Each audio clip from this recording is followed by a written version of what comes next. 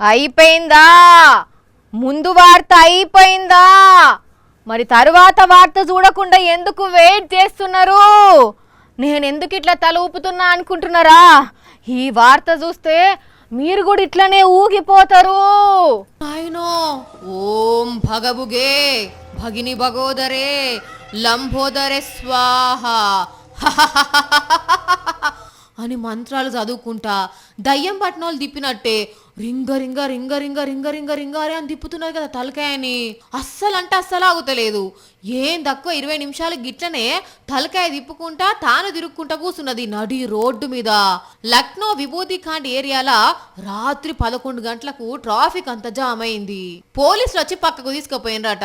ఇక దీని గురించి సోషల్ మీడియాలో జనాలు ఈమెకేదో దయ్యం పడినట్టుందని కొందరు, ఏదో సైకలాజికల్ ప్రాబ్లం ఉన్నట్టుందని కొందరు, కావాలనే వైరల్ అయితందుకు చేసినట్టుందని కొందరు కామెంట్లు పెట్టబట్టారు. కానీ అసలు ఎందుకు అట్లా చేసిందనేది అయితే యువలకు తెలియదు ఇంకా. కానీ ఒక అర్ధ గంట విభూతి ఖాండ్ ఏరియా మొత్తం వింతకాండ్ అయిందనుకోరాదుండ్రి ఈమె చేయబట్టి.